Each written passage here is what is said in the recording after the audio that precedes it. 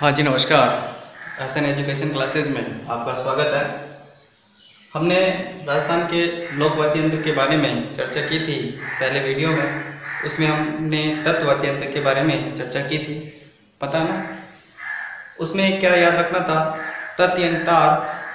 रावण की क्या थी? एक सास। रावण की एक सास ने किसको परेशान किया?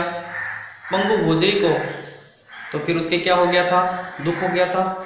दुख होने के बाद क्या हुआ? रह रह कर तंज कसा। तो वहाँ ट्रिक क्या थी?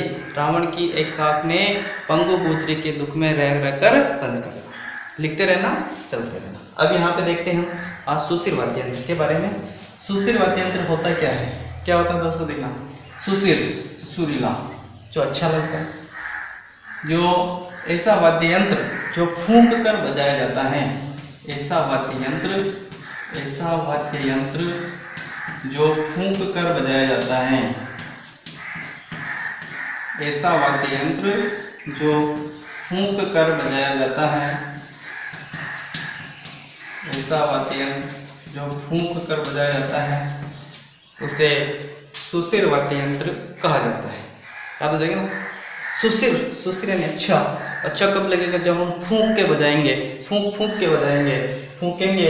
अगर फूंक सही नहीं मारेंगे, हमें बजाना नहीं आता है, फूंक सही लगाना नहीं आता है, तो आवाज़ सही नहीं निकलेगी। ध्यान रखना, सुशिर नहीं होगी। यानी ऐसे वाद्य यंत्र जो फूंक कर बजाए जाते हैं उसे क्या कहते हैं मेरे दोस्तों? सुशिर वाद्य यंत्र। इसे फूंक कर बजाया जाता है। अब मुझे एक बात बताइए, फूंक कर बजाने वाली एक चीज़ सुनी, बांसुरी। बांसुरी सुनी ना? फूंक कर ही बजाया जाता है। तो आजकल नाटक भी आता है, द्वारकाधीश नाटक देखा होगा। उसके अंदर कृष्ण का रोल अदा करने वाले कौन होते हैं?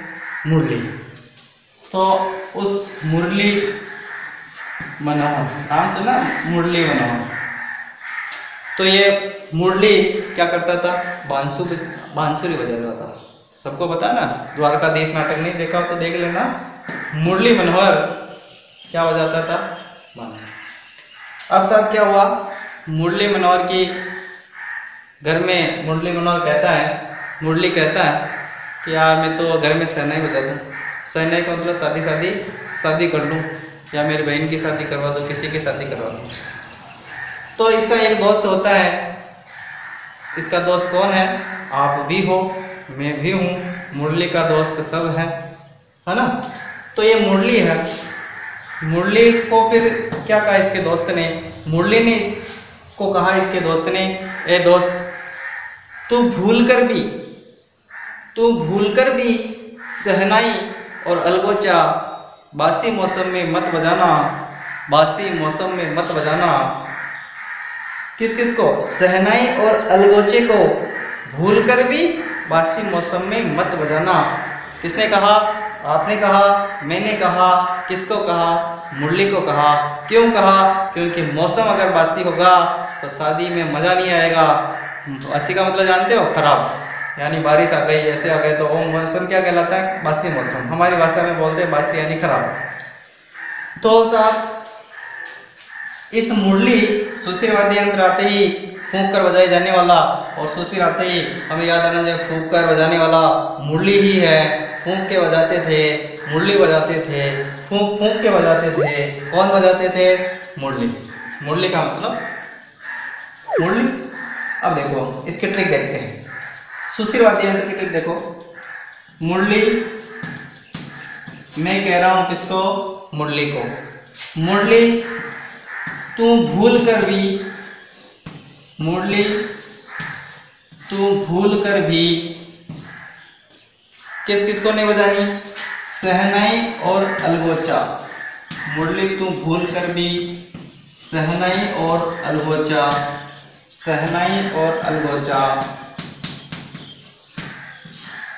क्या कहूंगा मैं? मुरली तू भूल कर भी शहनाई और अलगोचा कब नहीं बजाना? बासी मौसम में मत बजाना। बासी मौसम में मत बजाना। हमारी ट्रिक इसी पर आधारित है। सुशिर वाद्य यंत्र की ट्रिक हुई। सुशिर यानी फूंक कर बजाए जाने वाले यंत्र, और फूंक के बजाए जाने वाले यंत्र में क्या याद आना चाहिए? मुरली। और मुरली को आप क्या कहोगे? हे मुरली, तू भूल कर भी शहनाई और अलगोचा बासी मौसम में मत बजाना। शहनाई और अलगोचा बासी मौसम में मत बजाना। अगर बासी मौसम में तूने शहनाई और अलगोचा बजा दिया तो शादी में खलल पैदा हो जाएगी, मजा नहीं आएगा। तो मुरली, तू भूल कर भी शहनाई और अलगोचा बासी मौसम में मत बजाना। ये हमारी ट्रिक हुई सुशिर वाद्य यंत्र की। देख लेते हैं। पहला है मुरली, ये पूरा ही मुरली सुशिर वाद्य यंत्र है। दूसरा तू से तुरही, तू से क्या होगा? तुरही। भूल को मतलब हो गया भूंगड़। भू का मतलब हो गया भूंगड़। ठीक है सब। भूंगड़ का एक और नाम होता है रणभेरी। क्या होता है दोस्तों? भूंगड़ का एक और नाम होता है रणभेरी। रणभेरी यानी ये रण में बजाया जाता होगा, इसलिए रणभेरी कहते हैं इसको। तो मुरली, तुरही, भू का मतलब भूंगल, कर का मतलब अब देख रहे हैं, कर का मतलब क्या होगा? करना। नाम से हुआ करना, ये करना सब। मुरली, तुरही, भूल, भूंगल, कर का मतलब करना। इस भी का कोई मतलब नहीं है। आगे देखते हैं। सहनाई, ये सहनाई, ये सहनाई। एक सुरनाई नाम भी सुना होगा, तो वो भी सुरनाई है, जिसके आगे नाई लग रहा है वो सुरनाई, सहनाई। ठीक है साहब। आगे क्या गया? अलगोचा। अलगोचा मत बजा, अलगोचा मत बजा। कब मत बजा? बासी मौसम में मत बजा। तो यहाँ बा का मतलब बांकिया भी है, इस बा का मतलब बांकिया भी है और बांसुरी भी है। माँ का मतलब बांकिया और बांसुरी। ठीक है। मुरली, तुरई, भूंगल, करना, सहनाई, अलगोचा, बांसुरी, बांकिया, सिंगी। सी का मतलब यहाँ होगा सिंगी। सिंगी या सिंगा, दोनों एक ही बात है, सिंग या सिंग। आगे देखते हैं मो। इस मो का मतलब हो गया साहब मोरचंग। इस मो का मतलब मोर चंग। याद होगा ना? बहुत बढ़िया। आगे देखते हैं। मोरचंग के बाद मो के बाद आ रहा है से का मतलब होगा सतारा। से का मतलब क्या होगा दोस्तों? से का मतलब सतारा। आगे मो का मतलब मोरचंग, से का मतलब सतारा, और इस मै का मतलब क्या होगा दोस्तों? मशक। मै का मतलब मशक। समझ आ रही ना? मो का मतलब मोरचंग, से का मतलब सतारा, मै का मतलब मशक। इसका कोई मतलब नहीं है, मै का मतलब मशक ले लो, और तय का मतलब कुछ है ही नहीं यहाँ पे। आगे देख लो, इसका मतलब भी कुछ नहीं है। ठीक है। बै, इस बै का मतलब देख लीजिए साहब, बजाना। बजाना का मतलब बै का मतलब होगा बरगू। क्या हो गया साहब? बरगू। आगे जा तो कोई है नहीं, इसका मतलब ये भी साइलेंट है। ना का मतलब नागफणी। नागफणी। तो तत्ववाद्य यंत्र में हमें याद आने चाहिए थे क्या? रावण की एक सास ने पंगु गुजरी के दुख में रह रहकर तंज कसा। सुशिर वाद्य यंत्र याद आता ही। और फूंक के बजाने वाले यंत्र, फूंक के कौन बजाते थे? मुरली बजाते थे। मुरली को मैं क्या कहूँगा घर जाके? अरे तो शादी मत करना। कब मत करना? बासी मौसम में मत कराना। तो डायरेक्टली क्या कहेंगे? मुरली, तू भूल कर भी सहनाई और अलगोचा बासी मौसम में मत बजाना। बासी मौसम में मत बजाना। मुरली, तुरई, भूल का मतलब भूंगल, कैसे करना, सहनाई, सहनाई का आगे और हरनाई और सुरनाई, अलगोचा, बांसुरी, बांकिया, सिंगी, मोरचंग, सतारा, मशक। यहाँ मशक ले लीजिए भले, कोई बात नहीं, ये साइलेंट रहेगा। वैसे बरगू, इसका मतलब कुछ नहीं है। नाक का मतलब नागफणी। याद हो जाएगा? तो याद हो जाता है तो लाइक शेयर सब्सक्राइब करते रहे। ऐसी जोरदार ट्रिकें आपके सामने उपलब्ध होगी। और एक बार लिख लिया करो, जो भी ट्रिकें आती है ना, लिख लिया करो, क्योंकि ये याद नहीं रहते हैं। सुशिर वाद्य यंत्र बरगू, किसी ने देखा ही नहीं है। बरगू देखा क्या? बरगू करना देखा है किसी ने? नहीं देखा ना? अब परीक्षा में तो आ सकता कुछ भी, तो कैसे याद रखेंगे? ये ट्रिक है, 1-2 बार देखेंगे फिर याद हो जाएगा। ठीक है ना? लाइक शेयर सब्सक्राइब करते रहें, आगे इसके बारे में आगे बढ़ते हैं। कर लेते हैं मेन जो वाद्य यंत्र है सुस्थिर वाद्य यंत्रों का, उसमें थोड़ा आगे बढ़ जाते हैं। बढ़ जाऊँ तो पहला है मेरे दोस्तों, पहला मुख्य वाद्य यंत्र है अलगोजा। अलगोजा, अलगोजा, ठीक है ना? तो अलगोजा वाद्य यंत्र कौन सा वाद्य यंत्र है? पहली चीज तो ये रखनी है, कौन सा वाद्य यंत्र है? कौन सा वाद्य यंत्र है? सुस्थिर वाद्य यंत्र है। ठीक है ना? एक चीज तो ये। इस अलगोजे को राजस्थान का वाद्य यंत्र कहा जाता है। राजस्थान का मुख्य वाद्य यंत्र, राजस्थान का वाद्य यंत्र अगर पूछा जाए तो हम क्या बताएंगे साहब? अलगोजा। राजस्थान का जो है वाद्य यंत्र पूछा जाए तो हम क्या बताएंगे साहब? अलगोजा राजस्थान का वाद्य यंत्र कहलाता है। अब ये अलगोजा बनता कैसे है साहब? अलगोजा 2 बांसुरियों से मिलकर बनता है। अलगोजा 2 बांसुरियों से मिलकर बनता है। अलगोजा 2 बांसुरियों से मिलकर बनता है। कैसे बनता है साहब अलगोजा? अलगोजा, अलगोजा।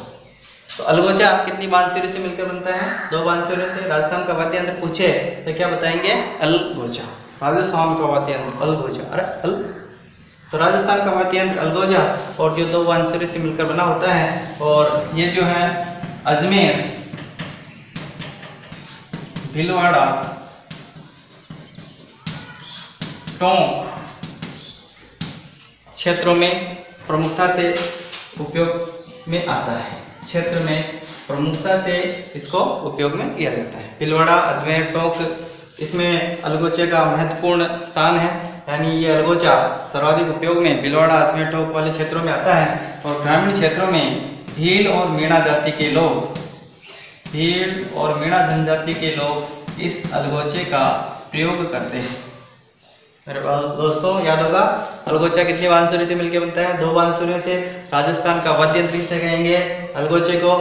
किस क्षेत्र में सबसे अधिक लोकप्रिय हैं? अजमेर, भीलवाड़ा और टोंक। और भील और मीणा जाति के जनजाति के लोग किसका उपयोग करते हैं? अलगोजे। ठीक है ना? समझ में आ जाएगी? बहुत बढ़िया, समझ आ रही ना? तो लाइक शेयर सब्सक्राइब करते रहें। ठीक है ना? दूसरा देखते हैं हम शहनाई। क्या देखें साहब? शहनाई। शहनाई साहब बहुत बढ़िया है। जहाँ शहनाई बज गई समझ लो शादी ब्याह बन जाएगा। अगर तुम्हारी भी शादी नहीं हो रही तो कोई बात नहीं, एक शहनाई लेके आ जाना, घर के बाहर बजाने लग जाना। तो ये शहनाई सबसे महत्वपूर्ण है। बनती कैसे है? बनती कैसे? सागवान या शीशम की लकड़ी से, सागवान या शीशम की लकड़ी से इसका निर्माण होता है। सागवान या शीशम की लकड़ी से इस शहनाई का निर्माण होता है। सबसे सुरीला वाद्य यंत्र यह है। सबसे सुरीला वाद्य यंत्र, अगर आपको पूछ ले कि सबसे सुरीला वाद्य यंत्र कौन सा है, तो सबसे सुरीला वाद्य यंत्र हम किसको बताएंगे साहब? किसको बताएंगे? शहनाई को। अगर मैंने पूछ लूंगा सुरीला वाद्य यंत्र सारंगी को भी कहा था ना, जो तत्वाद्य यंत्र था, तो सुरीला वाद्य यंत्र सारंगी था। लेकिन सबसे सुरीला अगर पूछे तो हम क्या बताएंगे? शहनाई। ठीक है? अब शहनाई बजती कब है? मांगलिक अवसरों पर। शादी ब्याह जो मनते हैं ना घर पे, मांगलिक अवसरों पर इसका उपयोग होता है। मांगलिक अवसरों पर इसका उपयोग होता है। किसका? शहनाई का। प्रमुख शहनाई वादक अगर परीक्षा में पूछ लिया जाता है तो बिस्मिल्लाह खां, बिस्मिल्लाह खां प्रमुख शहनाई वादक है। बिस्मिल्लाह खां प्रमुख शहनाई वादक है। परीक्षा में आ जाता है कि बिस्मिल्लाह खां किस वाद्य यंत्र से संबंधित है, तो बिस्मिल्लाह खां प्रमुख शहनाई वादक है। प्रमुख शहनाई वादक है, जिसे 2001 में भारत का सर्वोच्च सम्मान भारत रत्न दिया गया। 2001 में भारत रत्न से इसको सम्मानित किया गया। किसको? बिस्मिल्लाह खां को। किस लिए? शहनाई बजाने के लिए। तो 2001 में भारत रत्न से सम्मानित किया गया बिस्मिल्लाह हाँ, बात समझ में आ रही ना। शहनाई सागवान या शीशम की लकड़ी से बना होता है। सबसे सुरीला वाद्य यंत्र की बात करें तो शहनाई है। मांगलिक अवसरों पर यह बजाई जाती है, ये सबको पता है। बिस्मिल्लाह का प्रमुख शहनाई वादक रहे हैं। इसे 2001 में भारत रत्न से सम्मानित किया गया। तो ये समझ में आ रही ना। सुशिर वाद्य यंत्र है उसमें सर्वश्रेष्ठ माना जाता है। सुशिर वाद्य यंत्र में सर्वश्रेष्ठ, सुशिर वाद्य यंत्रों में सर्वश्रेष्ठ अगर माना जाए तो कौन सा है साहब? सुशिर वाद्य यंत्रों में सर्वश्रेष्ठ किसे कहा जाता है? शहनाई को सुशिर वाद्य यंत्रों में सर्वश्रेष्ठ कहा जाता है। और जो है यहाँ पे बताया सबसे सुरीला वाद्य यंत्र, सुरीला वाद्य यंत्र सारंगी भी था, लेकिन सबसे सुरीला वाद्य यंत्र पूछे तो शहनाई होगा। तो वो शहनाई के दो उपनाम भी है। शहनाई के क्या साहब? दो उपनाम भी है। एक तो सुंदरी, क्या साहब? सुंदरी। एक नफीरी, एक नफीरी। परीक्षा में आ जाता है कि शहनाई का उपनाम क्या है, तो सुंदरी भी है और नफीरी भी शहनाई के। अलगोजा, अलगोजा कितने? अलगोजा दो हो गए। तो दो बांसुरी से मिलकर बंधा होता है। राजस्थान का वाद्य यंत्र है और भील और मीणा जाति ग्रामीण क्षेत्र में आता है और सबसे ज्यादा अजमेर भीलवाड़ा टोंक क्षेत्र में इसका उपयोग होता है। शहनाई सागवान या शीशम की लकड़ी से बनता है और ये कब बनाया जाता है, बजाया जाता है? तो मांगलिक अवसरों पर ही बजाया जाता है, शादी समारोह होता है तब। प्रमुख शहनाई वादक पूछा तो क्या बताएंगे? बिस्मिल्लाह खां प्रमुख शहनाई वादक है। इसे 2001 में भारत रत्न से सम्मानित किया गया। और सुशिर वाद्य यंत्रों में सर्वश्रेष्ठ अगर की बात करें तो शहनाई, और शहनाई के उपनाम सुंदरी और नफीरी। सुंदरी बहुत सुंदर कौन है? शहनाई। शहनाई बज गई इसका मतलब सुंदर है, और एक है नफीरी। तो साहब इनको उतारो, स्क्रीनशॉट ले लीजिएगा। तो ये हमारे जो वाद्य यंत्र है बहुत इंपॉर्टेंट है, इससे परीक्षा में सभी प्रश्न आते हैं। आप टेलीग्राम चैनल को हमारे ज्वाइन करें। टेलीग्राम पर जो ग्रुप है इसका लिंक डिस्क्रिप्शन में दिया गया है, उसको एक बार ज्वाइन कर लें। इस वीडियो को देखने के बाद उसमें एक क्विज होती है, उसमें भाग लेने का प्रयास करें। निश्चित रूप से आपकी परीक्षा के लिए फायदेमंद सिद्ध होगा। तो आगे बढ़ जाऊँ, आगे देखते हो साहब। अलगोजा हो गया, शहनाई होगी। अब तीसरा मुख्य वाद्य यंत्र इसकी बात करते हैं साहब, बाक्या। तीसरा मुख्य यंत्र है, तीसरा मुख्य यंत्र है साहब बाक्या। ये भी देखो, बाक्या मांगलिक अवसरों पर ही बजाया जाता है, बस ये याद रखना। बाक्या एक मांगलिक अवसरों पर बजाया जाता है।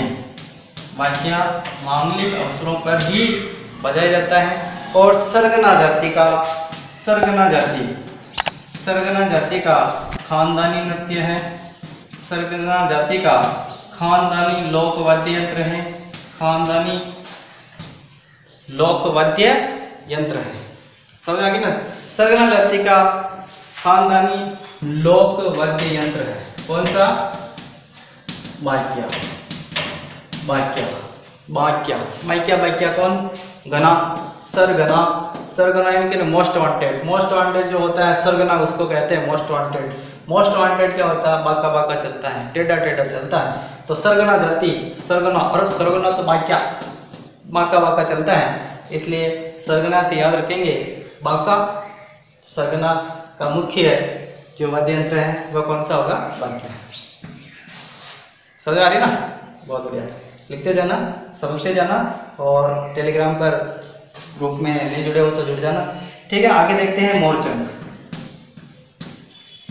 तो साहब ये मोरचंग होता क्या है? ये मोरचंग बहुत अच्छा है। कौन सा वाद्य यंत्र है? तत्वाद्य यंत्र या सुशिर। तो ये मोरचंग एक सुशिर वाद्य यंत्र है, सुशिर वाद्य यंत्र है ना। और ये किससे बना होता है? लोहे से, लोहे का बना होता है।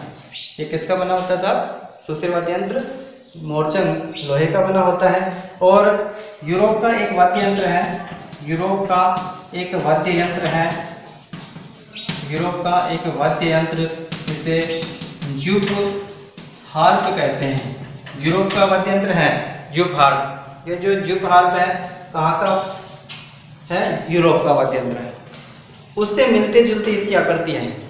यूरोप का वाद्य यंत्र ज्यूप हार्प से इसकी मोरचंग, हमारा जो मोर है ना, ये मोर भी खतरनाक है। तो ये जो मोर है मोरचंग, इसका जो मिलती जुलती आकृति यूरोप के ट्यूब हार्स से मिलती जुलती है, इसलिए इसे राजस्थान का ज्यूप हार्प, राजस्थान का ज्यूप हार्प कहा जाता है। राजस्थान का ज्यूप हार्प किसे कहा जाता है? मोरचंग को। हमारा मोर यहाँ भारत एशिया के अंदर ही धमाल नहीं मचाता, हमारा मोर यूरोप में भी धमाल मचाता है। इसलिए याद रखना, मोरचंग यूरोप का एक प्रसिद्ध वाद्य यंत्र है। ज्यूप हार्प उससे मिलता जुलता है, इसलिए राजस्थान का ज्यूप हार्प किसे कहा जाता है साहब? मोरचंग को कहा जाता है। और ये मोरचंग है राजस्थान के जितने भी वाद्य यंत्र हैं उसमें सबसे छोटा है। राजस्थान के जितने भी वाद्य यंत्र हैं, जितने भी वाद्य यंत्र हैं में सबसे छोटा वाद्य यंत्र है, सबसे छोटा वाद्य यंत्र है कौन सा? मोर। ये मोरचंग है, राजस्थान के जितने भी वाद्य यंत्र है उसमें से सबसे छोटा है। और ये मोर एशिया में नहीं यूरोप में भी धमाल मचाता है, इसलिए यूरोप का वाद्य यंत्र था ज्यूप हार्प, उससे मिलती जुलती आकृति है मोरचंग की, इसलिए इसे क्या कहा जाता है? राजस्थान का ज्यूप हार्प भी कहा जाता है। ठीक है, आगे बढ़ जाऊं। चलो आगे देखते हैं रणभेरी, जिसे भूंगल भी कहा था। रणभेरी या भूंगल। भूंगल जो वाद्य यंत्र है भवई जाति का प्रमुख वाद्य यंत्र है। भूंगल या भवई जाति का प्रमुख वाद्य यंत्र है। भवई जाति का प्रमुख वाद्य यंत्र अगर पूछे तो क्या बताएंगे? भूंगल। भूंगल का दूसरा नाम है रणभेरी। रण यानी युद्ध, तो ये अक्सर किसमें प्रयोग में आता था? युद्ध में। युद्ध के समय, युद्ध का जब प्रारंभ होता था तब किसका उपयोग होता था? रणभेरी का। और ये भूंगल है मेवाड़ क्षेत्र में अधिक उपयोग में होता था। मेवाड़ क्षेत्र में भूंगल यानी रणभेरी का अधिक उपयोग होता था। आगे देखते हैं, इसके आगे तुरई। तुरई सुस्थिर वाद्य यंत्र है और याद रखना ये पीतल से निर्मित होता है, पीतल की धातु से निर्मित होता है। पीतल की धातु से निर्मित वाद्य यंत्र को कहते हैं तुरई। और ये राज दरबार जो होते हैं ना, राज दरबारों और ये तुरई राज दरबार तुरई की शाखा ही है ना। ये सब राज दरबार और युद्ध स्थलों पर इसका प्रयोग होता था। राज दरबार और युद्ध स्थलों पर इसका प्रयोग होता था। किसका? तुरई का। तुरई राज दरबार और युद्ध स्थल में चाहिए। राज दरबार में जाना तो तुरई लेके जाना, और युद्ध स्थल पर जाना तो भी तुरई चाहिए। तुरई बिना अधूरा है। राज दरबार और युद्ध के अंदर रणभेरी भी काम में आता है और ये भी इसमें काम आता है। तो युद्ध समय में तुरई भी काम आता है। रणभेरी युद्ध के समय भी इसका प्रयोग किया जाता है। यानी यह युद्ध जब प्रारंभ होता था, कब होता था? युद्ध प्रारंभ होता था तब किसका प्रयोग होता था? रणभेरी का। और ये युद्ध स्थल पर प्रयोग होता था तुरई। आगे देख लेते हैं नागफणी। ये नागफणी जो है साधु सन्यासी जो देखा होगा ना, साधु सन्यासियों का प्रमुख वाद्य यंत्र है। प्रमुख वाद्य यंत्र किनका है? साधु सन्यासियों का। कौन सा है? नागफणी। तो भवई को मैंने कौन सा बताया था? भवई का भूंगल बताया था, रणभेरी। तो ऐसे आप याद रखेंगे। तो वीडियो पसंद आए तो लाइक शेयर सब्सक्राइब करें। और जो वीडियो आपने नहीं देखे कॉपेन वाला, जनसंख्या वाला, राष्ट्रपति के अनुच्छेद वाला, तो वो जो नहीं देखे तो आप एक बार देख लें। ठीक है, धन्यवाद।